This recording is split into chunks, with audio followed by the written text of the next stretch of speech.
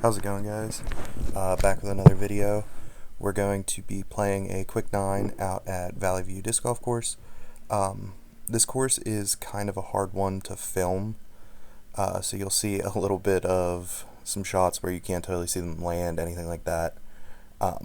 Here you'll see me taking some practice putts. I've been really working on my putting as of late. Been throwing about 100 putts a day for the month of May. I'm going to walk through kind of my thought process on holes and shots, stuff like that. Just kind of describing the holes to you. With that, at this course, holes 1, 2, and 3 are pretty gettable.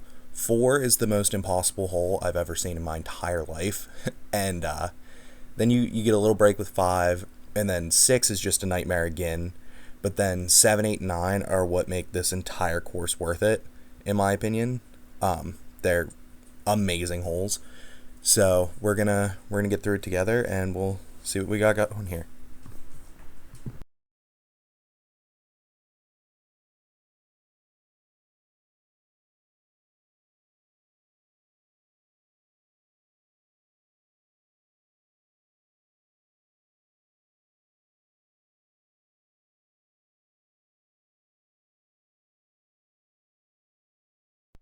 Alright, so hole 1 is the basket you just saw me practicing on there.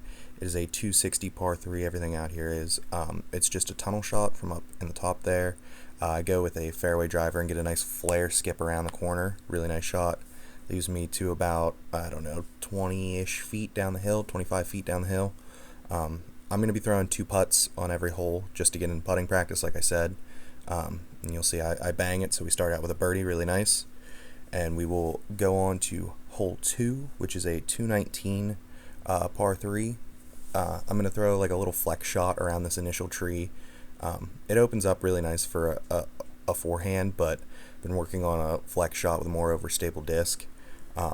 Gets me up to about, 10 feet. I'm going to step up, knock these down. And then, like I said, hole 1 through 3 are pretty gettable, but hole 3 is definitely the hardest of that group. It is a 280 par 3 where the basket's tucked kind of up by that pavilion you can see. You gotta like beat these initial guardian trees down your right, but then have it hyzer back left with some stuff in between. I throw a pretty good shot, but I think it came out on just a little too much hyzer to get the distance that I needed because it plays uphill as well. So it leaves me with, 40-foot-ish putt. I'm going to throw them both. I am not able to capitalize on this one, so this is the first of my putts not going my way, but that's all right. I'm not too mad about it. 2 under through the first 3 is a pretty good place to be. And then we're going to move, like I said, we're going to move on to hole 4, and it is the most impossible hole I've ever seen. They have it listed at 440. I don't know how accurate that is. I'd say it's probably closer to 400, but it is the tightest hallway that makes a complete 90-degree turn and then almost comes back towards you a bit. So I'm going to just rip my Glacier mid-range down the right side, try and get to the turn, and then throw a approach shot into the green. This is one where if you take par, you're very happy with it. I get a little overturned, but I'm able to find my way back into the middle of the fairway. I can't quite film it all, so you'll just see my approach shot come in. I go with a little split finger forehand approach shot. Crashes in right next to the basket, rolls out to 8 feet maybe, but I'm able to get it in the bullseye there, so I'm super happy with that. And then you'll see this green is incredibly guarded. It's like the tiniest little spot. I don't know how anybody would birdie this hole. It's probably best at a like a tomahawk throw maybe. But we'll move on to hole 5. Still throwing pretty good. This is just a really tight tunnel shot. I'm going with my MD1, or I'm sorry, my Midnight Prowl.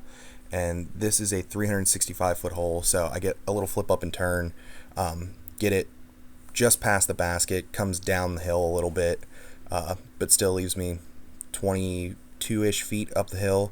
Pull my first putt, but I'm able to bang the second. And yeah, we're super happy with that. We're moving on to hole 6 here, and hole 6 is another one that's really, really hard because it's such a tight fairway. They have it listed at 275. I think it plays a touch longer than that. I think it's about 310. I go with like a flex forehand up over the top.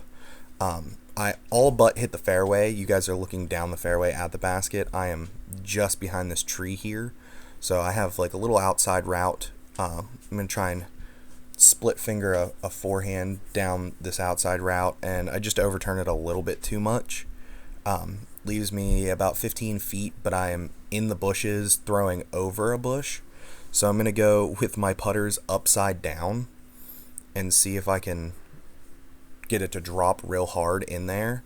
And I felt pretty good about it. I hit basket on the first, and then the second one just a little right, but I felt pretty good about it overall. It sucks to take a bogey out here because these holes are so gettable sometimes, but if you're just like the slightest bit off the fairway on a couple of these, it's impossible. But that's okay, because now we're moving on to the best part of this course, which is the last 3 holes. We start out with hole 7 here, and this one is way uphill. You'll see it tucked all the way up there. I'm going with a power forehand. It says that it's 300 feet. This thing is every bit of 400, if not more.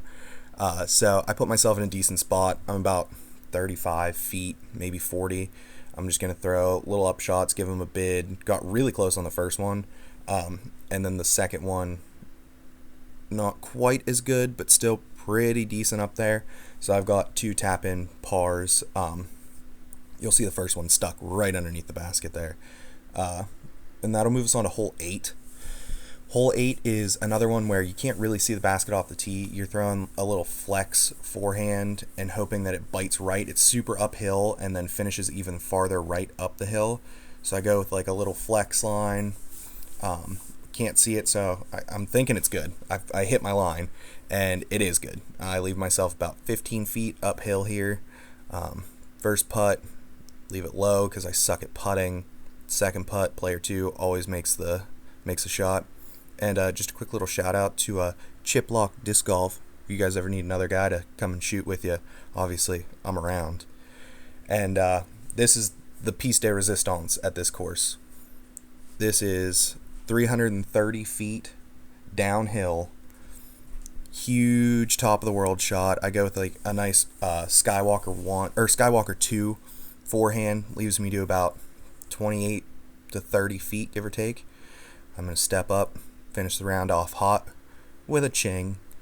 And yeah, thanks for watching, guys. I'm going to add another top of the world shot. This one was it came down at about 500 feet with my my DD3 on a forehand. Thanks for checking it out. Make sure you like and subscribe, and I'll see you guys in the next one. Have a good one.